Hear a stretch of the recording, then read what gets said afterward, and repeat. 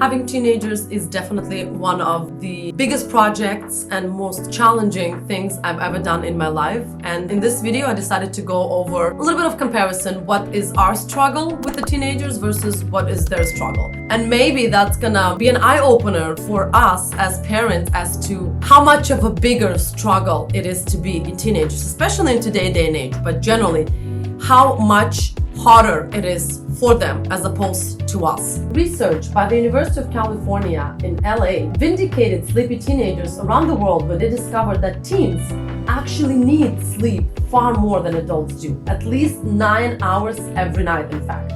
What is even more interesting, however, it's not just how much sleep teens need, but when they need it that is compounding the teenage sleep problem. Basically, for teenagers, what they need, and I just discovered that recently, is naps. They need to be napping throughout the day because as their body changes, as they are growing older, as they are facing world's challenges, for them, it's huge. As I learned from a book that I read, I'm gonna link it down below. It's called Unconditional Parenting, that we have to be really empathetic when it comes to our teenagers because whatever problem they are facing in their world seems like such a small thing for you, but for them, because their world is much smaller, seems like it's a huge thing. And I always try to put myself in their shoes, thinking that, oh my God, it definitely is a big problem for their world. It's not a big problem for my world, but I'm trying to make them feel comfortable. So apparently teenagers need naps during the day, besides the 9 hours of sleep, which is one of the problems we face because that's what I'm thinking. I'm like, oh my God, they just sleep all day.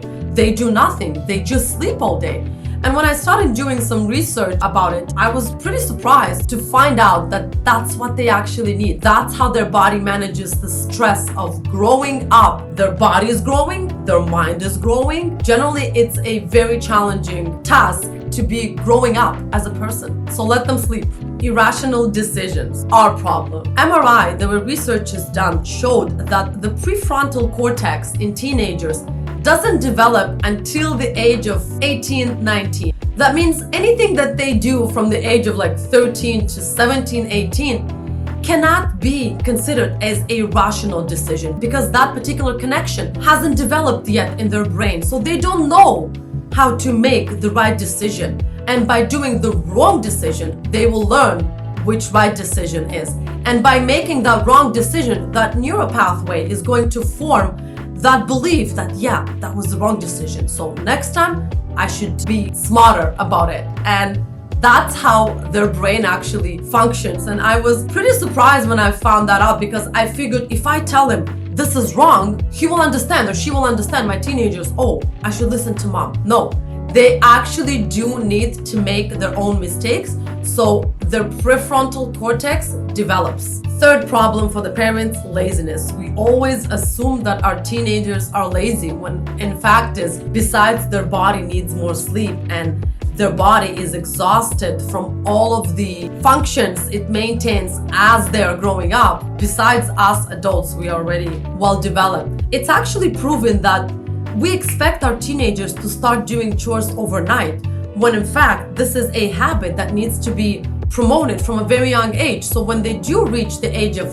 13, 14, you don't need to tell them what to do. They will do it automatically because they were doing it since they were children. So don't keep them in an egg and don't, oh my God, don't do this, don't do that, I'll do everything for you. No, let them do small chores. So when the time comes for them to actually clean up their own room, they will know how to do it. Don't expect if you are sheltering them for 12 to 13 years of your life and doing everything for them, that they will know at the age of 14 what to do. So as we covered what is our problem with teenagers, most major problems I would say, now let's go over what they are going through, what our teenagers are going through growing up in today's day and age. One of the first thing is depression, anxiety. It breaks my heart to see that it's not a well-developed topic, I would say, that our teenagers are really struggling in today's day and age. Besides all the social media exposure, we're expecting so much of them by giving them so little time and wanting them to do everything else and study on top of that and mature emotionally and do chores around the house, it is virtually impossible to do all of those, especially when they're going through such a huge development with themselves. It's kind of impossible for them to do everything, whatever you expect of them. So depression and anxiety is a number one problem in today teenagers. Most of them are trying to hide it, obviously, from their parents. I am dealing with 2 teenagers at this moment, and I always make it a point to check in with their mental health. Always ask them, how are you doing? Are you happy? Did you make any friends? How is everything else? I don't always emphasize on did you study or how are your grades. My major and most important concern is how are you doing emotionally? How is your mental health? Did you get enough sleep? Everything else will follow. Academic pressure, another huge problem, not problem, but huge pressure that our teenagers are under. Everyone expects them to do perfect. Everyone forgot that being ordinary is fine, and not everyone is meant to be a scientist. We should really teach our children and our teenagers especially that it's okay to lead an ordinary life. I made a video about this somewhere here. That it's okay, we really are underestimating the power of actually having a routine and not necessarily striving for the stars. It's fine to be ordinary and to have ordinary grades. There's nothing wrong with that. Unfortunately, by putting that much pressure on our teens, that's what's bringing their anxiety levels and their depression levels up.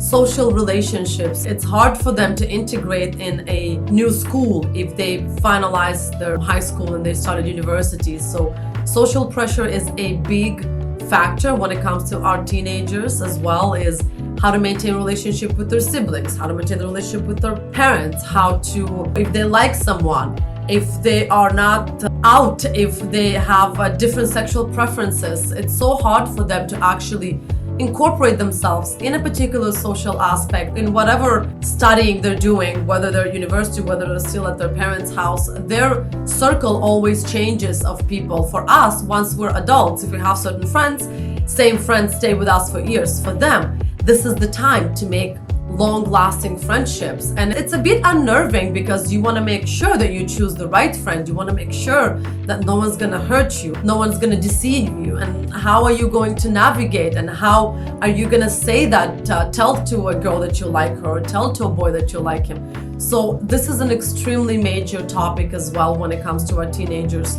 Social pressure, substance abuse. Oh my God, they are exposed to so much drugs nowadays. I'm sure we were exposed as much in our days, but it wasn't talked and it wasn't a phone call away. You know, no one had a drug dealer on speed dial.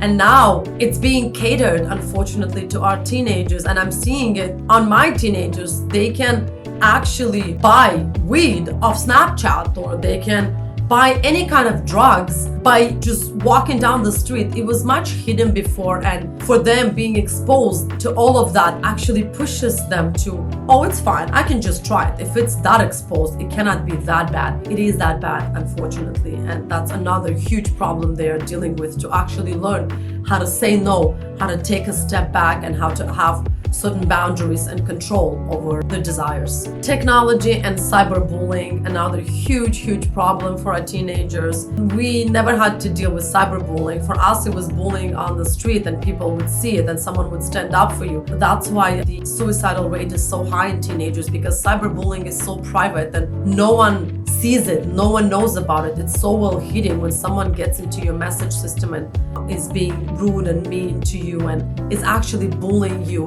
it's such a big pressure on our teenagers, because if they don't say it straight up right from the beginning, and if it's not done in a physical form on the street where someone saw it and someone told you something, it's really hard to actually decipher it and actually find out about it. So cyberbullying is one of the major problems now, especially in today's day and age, and I'm trying again to be very close with my teens to find out and to make sure that no one is being mean to them and no one is bullying them. And I always keep telling them that you can just delete that message, that person, and block it. That's the beauty of having the technology that we have today, is you can actually block the person. If the physical person is harder to block if you live in the same neighborhood or you go to the same school.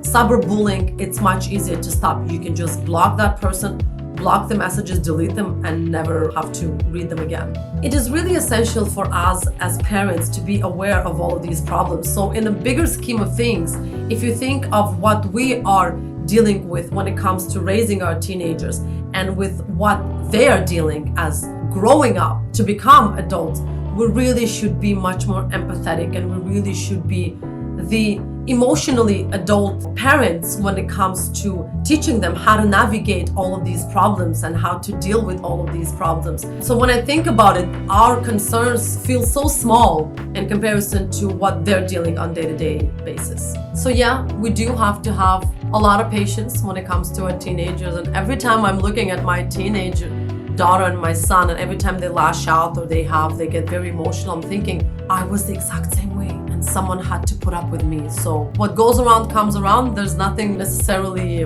bad about it. It teaches you a lesson of how bad of a teenager you were. I will see you in my next video. Please do follow, give me a thumbs up, and do comment. Let me know if you have teenagers, how do you deal with them? How do you set up certain boundaries? How do you teach them how to be emotional adults? And we can start up a conversation. I'll see you.